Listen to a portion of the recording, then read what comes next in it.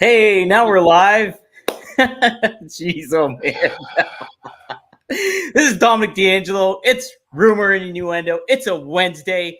We got a lot to talk about. A big Dynamite tonight. The Dynamite. Let me just say it might be the Dynamite. Literally. So we got Robert Karpelis here with us, WE Creative _ish. And thank you, Robert, for letting me know that we weren't live. Yeah, I'm watching the countdown tick down. I'm going. We're not live, pal. So if you missed the countdown today, fear not. We're still here. We're live. I think we're on the air. We are. I'm not sure. I'm here. Dom's here. We're all here, guys. We got a good crew here already. What we got? We got Alt Jake in here. Time for some talk about the upcoming The Dynamite. You nailed it, brother. You nailed it.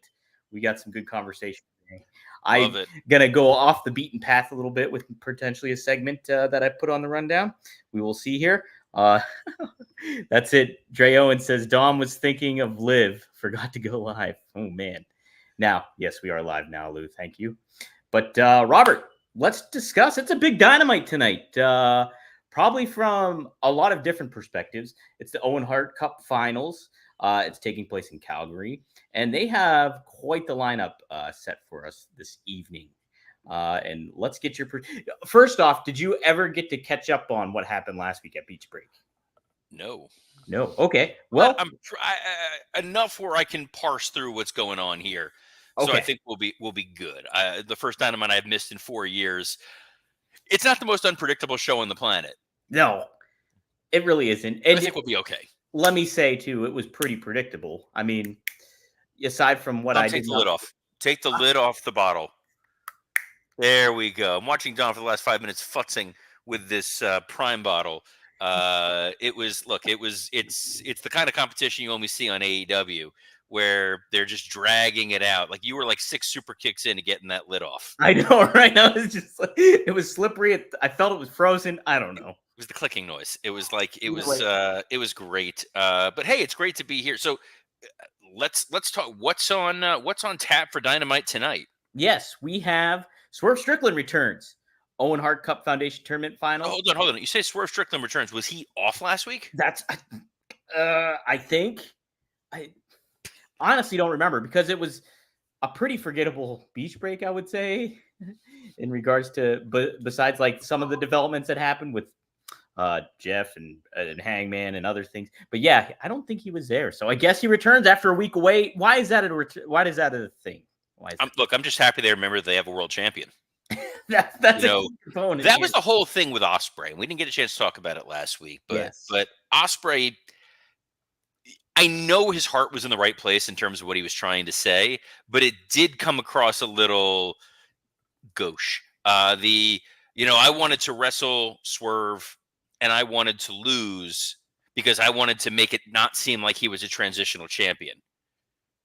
Right. You don't come out and say the thing. Yeah, I can definitely understand that. If it was a report, that's one thing, and that's like, oh, that'd be pretty cool of Ospreay to do, looking out, being a team player, all that kind of thing. But if you're talking about it, it's a little bit of a different story. Where it's just like it's a little much, and because it doesn't really strengthen anything. It's like we're just highlighting how not over the Swerve title reign has been. It's kind of like Rollins did the same thing at Money in the Bank. He had a competitive match. He lost to Priest. Obviously, there were shenanigans and things that happened. But at the end of the day, in the record book that Tony Khan values so much, it would have shown Damian Priest retained successfully over Seth Rollins. Yeah, and hopefully, Ospreay I understand what he was thinking. I understand where his intent was. But now we know it's Swerve who's going to be taking on the winner of the Owen Hart tournament. You know what? There's a bit of a ripple, a little after effect of what happened last week. If you caught me on last week's show after Dynamite, I was very upset that Jeff Jarrett lost.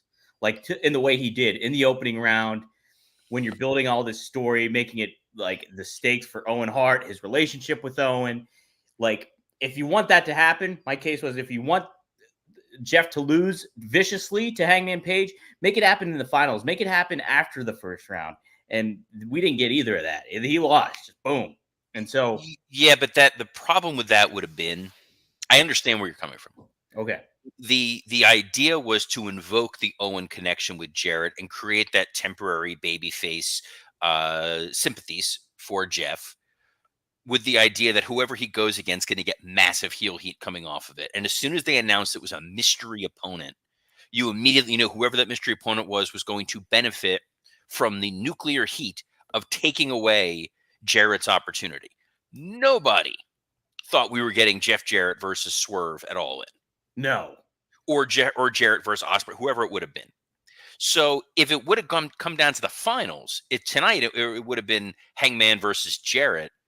We all know how that's ending. Mm-hmm. Yes. Bryan has the same sort of sympathetic story going into this match. The idea that he is going to retire next year, and it is very important to him that he wants to get this last great title opportunity, this huge match, this main event in Wembley. So there's a chance for Hangman to crush a second person's dream. I understand that. Yeah, I do get that. I just think it should have happened later on in the tournament. Like, they didn't have another round. There's only, I mean, we're at the finals, right? Right. Yeah. There's a lot. So there wasn't a lot of opportunity. I guess that's fair. But, now it's, are we going to get Danielson versus Swerve, or are we going to get Hangman versus Swerve? Obviously, you can reignite the Hangman Swerve feud, which is a hell of a lot of fun. But then what do you do with Bryan? Yes. Well, here's the ripple, though, Robert, is Jeff Jarrett is the special enforcer for this Danielson versus Hangman match. So why? I have no idea. Okay. I have no idea. Well, then we're going to probably get some more shenanigans. Yep. Some more chicanery. Maybe Bryan gets laid out with a guitar by accident. They get a hold of or maybe intentionally. I'm kind of thinking, what if Jarrett was so despondent that he lost to Hangman that he's like, I need this guy to win now. Don't put that out there. I'm throwing it out. If we get a Jeff Jarrett, Bryan Danielson match at All In, yes, I'm going to go to that third world country of Pennsylvania. Give it to me. And I am going to throttle you. I want it. That is second only to the Kurt Angle Baron Corbin retirement match. No, that's what you're putting out there, man. That is what you were floating into the ether. Danielson Jarrett match of the year. That's what's going to happen if it goes down. You're a monster. I am not. First, you forget to push go live. Then you can't open a bottle. Now this, like, you were on a reign of terror, second to none. Like, since Vince has been gone, since Vince has been exorcised from wrestling, there is not a bigger heel than Dominic D'Angelo. I'm a booking mastermind. Okay, listen, Tony Khan. Let's not go that far. I know you don't think so. Like, you work with people who think that they're booking masterminds, so I get it. Well, we also have the other. So, what do you think is going to happen here tonight? Before we move on with that, do you think who do you want to see face Swerve at All In? Do you want to see Hangman? Do you want to see Danielson? Where are you at with that, Robert? Man, this is so it's tough because if you go with Swerve and Hangman, you have a built-in story. Yes, we've seen them wrestle, but we've seen them wrestle to such an extreme degree, like the bleeding in each other's mouths. Yeah. Where do you really go? Mm-hmm. Swerve yelled at Hangman's baby. You're right. He invaded his home. We've gone to the nth degree. It's very tough now with Hangman as the heel and Swerve as the babyface to go back into it. I guess part of Tony's thinking is this was the feud that helped establish Swerve. Let's go with it. Let's make these guys our Bret and Shawn. Just let them go, Rock Austin. Let them just tear into each other. It's a personal story, but it's also for the world title. Everything's built in. Everything's baked in. It then becomes Swerve against the EVPs, which is kind of a fun story to tell. And then he really is kind of the Steve Austin going up against the corporation here. On the other hand, Swerve Danielson be a hell of a match. Probably get 13, 14 stars. But unfortunately, as we've seen, Bryan has wrestled major talent. We've seen him wrestle Eddie Kingston. We've seen him wrestle MJF. We've seen him pull these amazing matches out. We've seen with Danny Garcia. And then it doesn't lead to anything. So while it's a great of the moment match, it kind of feels like you got to go with Hangman. And then Bryan's story of, I'm going to be retiring. This was my chance. And now it's gone.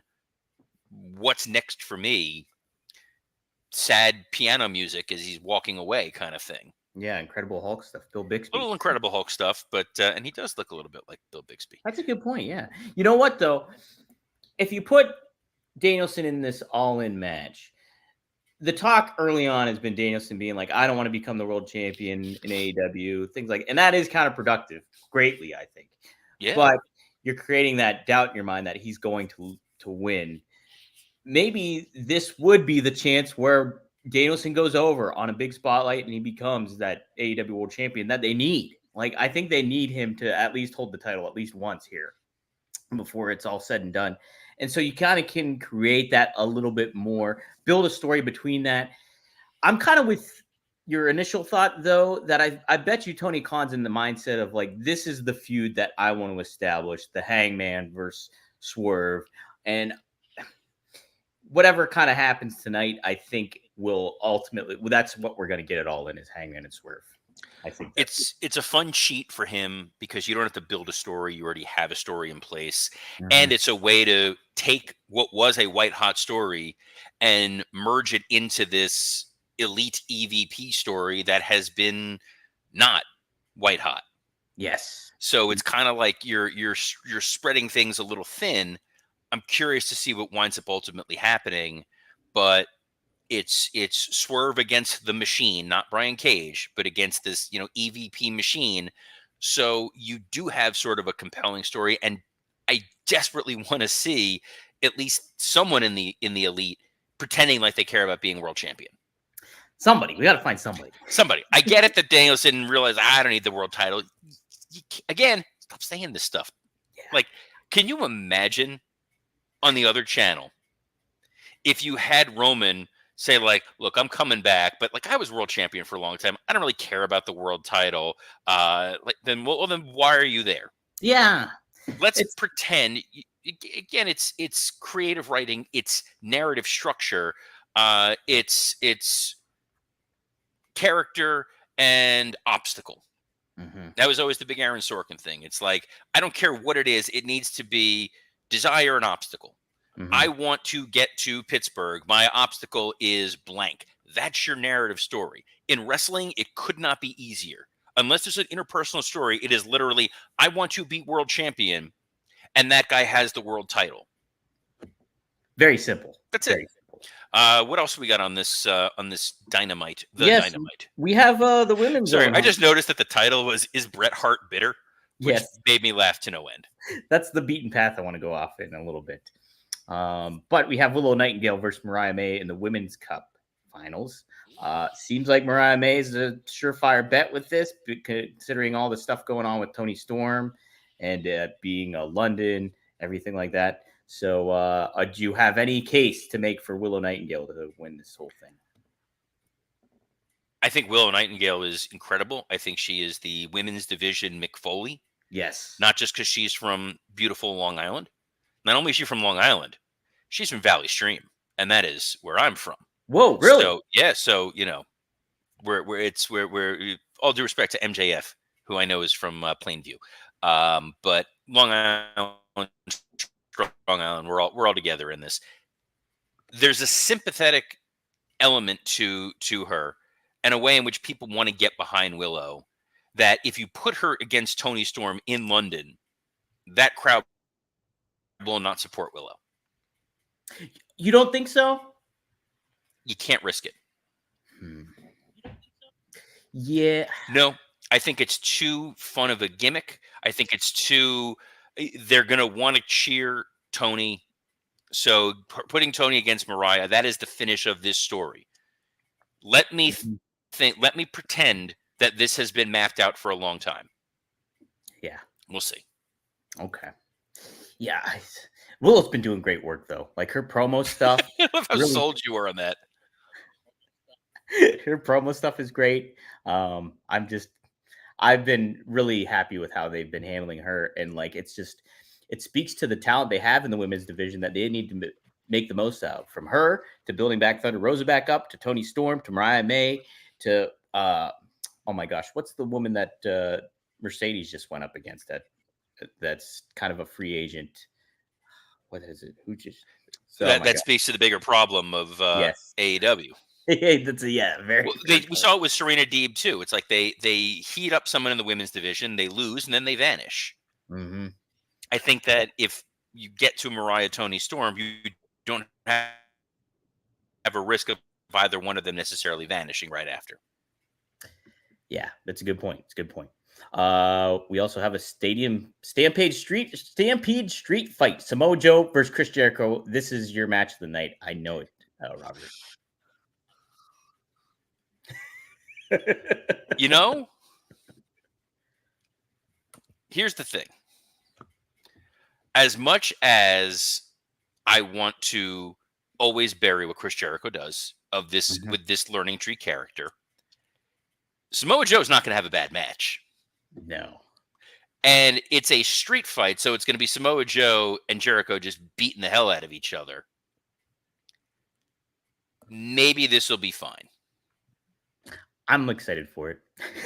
Look, I think it's going to be an interesting match. I think it's going to be really stiff. And guys. Whoa.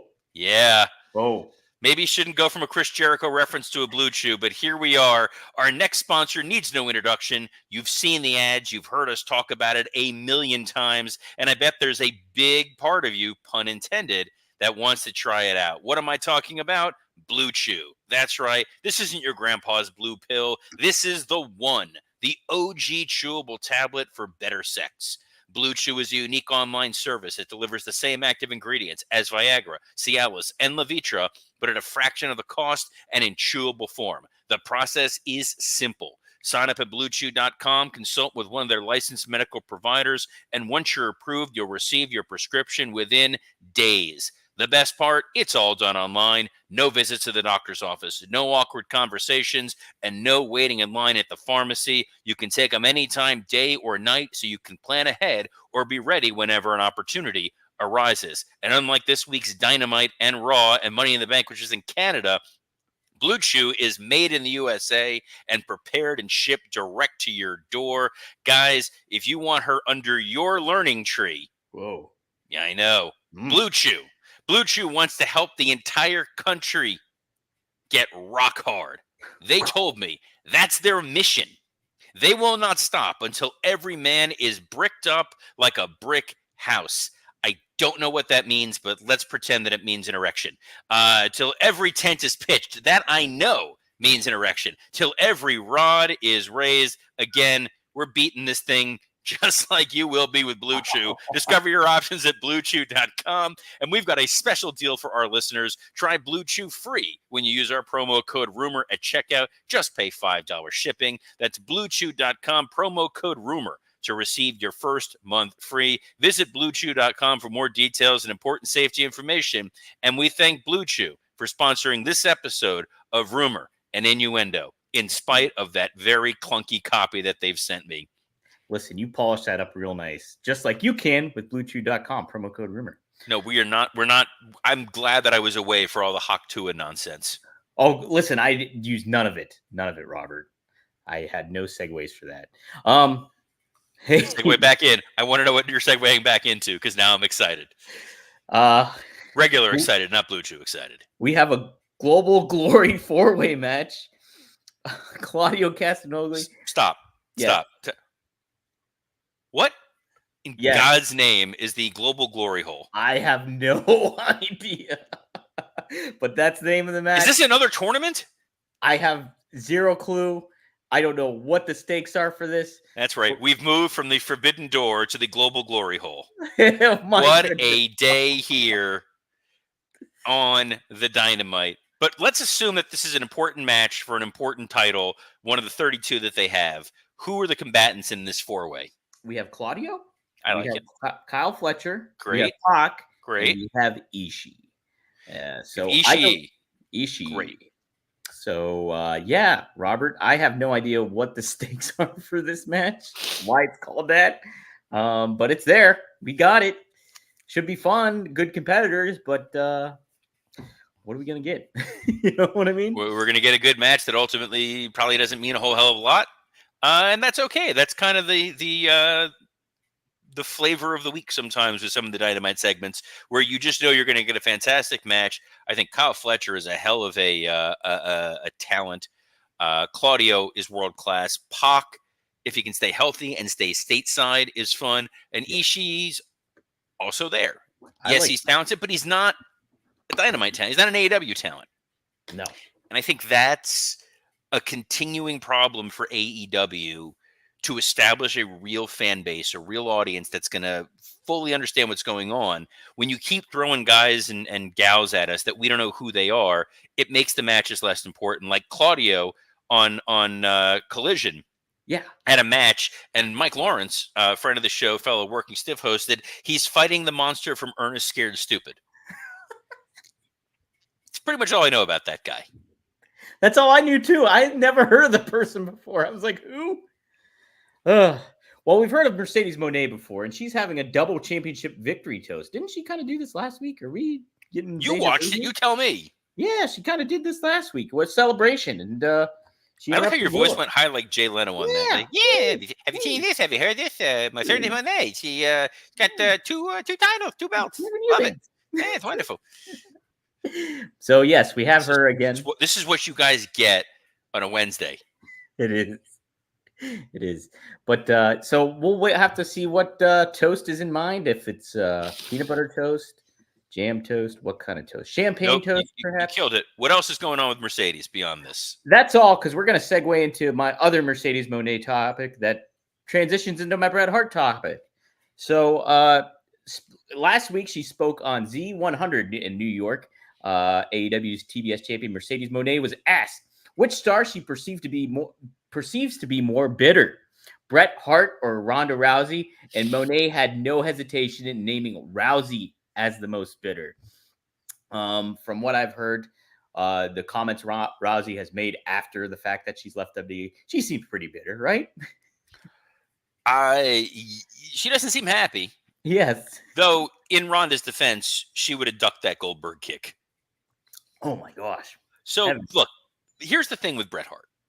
I'm ready to go too. Yeah. They're in Calgary. I get it. We don't want to bury Bret in that situation. If you're Bret, if you just objectively tell this narrative story of you are one of 72 children, because Stu could not get off Hell, and it's the only way they were able to stay warm, and that's a pre-Blue Chew world. So here's to you, Stu. And you're brought up in the wrestling business, and you were brought up to live and breathe this industry, and you've worked very hard to become the best in that industry, and then you get screwed out of the contract that you were promised. Then you get embarrassed in front of your home crowd. You go to another company who completely misuses you. Your brother tragically dies in ring because he's saddled with a terrible gimmick that if you were there, you know he would not have had to deal with. You then have your career ended by a guy who was reckless in the ring and was careless with you. I can see where you're going to be a little bitter. Yeah. You know, Ronda Rousey, a lot of her complaints were a little off the mark. I think there's a couple of things she raised that were absolutely justifiable. Some of the Me Too related comments that she made, especially when she talked about what happened with Drew Gulak and his missed handshake that led to him trying to untie her pants. Nobody should have to be subjected to that sort of behavior. But I think some of Ronda Rousey's just frustration and bitterness was she kind of hates wrestling. She hates wrestling fans. Like, she grew up liking wrestling, but she grew up liking like Roddy Piper. Yeah. And I think she came in there and was like, hey, I don't want to ever put myself in a situation where I'm not booked as the strongest, where I'm losing, where I'm putting somebody else over. And yeah, they beat me, but if we really fought, I would beat them. Like, she's kind of got the Osprey thing of saying the stuff you're not supposed to say. Yeah. So for Mercedes, yes, she's trying to, obviously she's going to pick Ronda because Ronda's done with wrestling. She ain't coming back. She's made her money.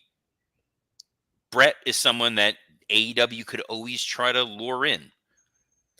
Yeah, and I don't know if you've heard this, Robert, but I've heard before too that Bret Hart wanted to help backstage with AEW, helping talent, working with talent, and Tony Khan just wanted him as an on-air personality, which Bret just didn't want to do. He wanted to help, and it did not work out. Obviously, wasn't in his game plan. But I think you make a great point with Bret and being bitter. I think I think he gets a lot of flack, somewhat unrightfully so, because I think you look at certain aspects when it comes to people that have suffered a stroke. They happen to go through heavy mood swings, and they happen to be very blunt in what they say sometimes, almost unfiltered when it comes to that stuff. And there's been some moments for Bret that are like that. And so it's like, I think people are kind of putting this impression on Bret that, yeah, he is bitter. And sure, I think that to an extent, he was a main event pro wrestler. To get to that level, you have to have an ego of some sort. And he's one of those guys that has that, and he's talented, and he has a good reputable background of being safe in the ring. And what you made the case, you laid it out for certain things after. But then you add that fact that he suffered a stroke, he got a kick to the head, he got all this stuff. I think that's another added element that people really don't factor in when it comes to Bret Hart and what they perceive his attitude to be. Do I think he's as bitter as people think he is? I don't think so. I think more so that's what they see, and so you get that. I think but you get that blunt thing that might have happened that could be a stem from his, stroke and things like that too. I think it's kind of an unfair assessment on Bret. There's part of it that's that, and then there's part of it with a self-confidence in what he has brought to the wrestling world, that he thinks he is the best. Sure. He's not, but he thinks he's the best. He's excellent in the ring. There's other guys who are excellent in the ring. He was never a tremendous promo, but in his mind, he was always the best and the smartest and had the greatest ideas. And when they did that Who Killed WCW documentary, and I saw they were interviewing Bret, I said, I guarantee he's going to say what killed WCW is they didn't push me. And sure enough, well, if they only thought to push me stronger, they don't know that Bischoff and that Russo. They don't know anything about this business, and could have put me in there at the top. Would have had a hell of a match with John Tenta. Well, I think Eric said it best with that. It was death by 1,000 cuts. Obviously, it was death by one cut, and it was Bischoff signing Hogan to that contract. Well, that was a big creative control. That's all you needed. That was what killed the company. That or most favored nations. Kids, if you're negotiating contracts. Okay, let's hear this, Robert. He's got the lawyer hat on right now. And a client tries to slip in a most favored nations clause in any way, shape, or form, you never accept that. There, I just saved you 3 years of law school. There we go. Wow, how about that?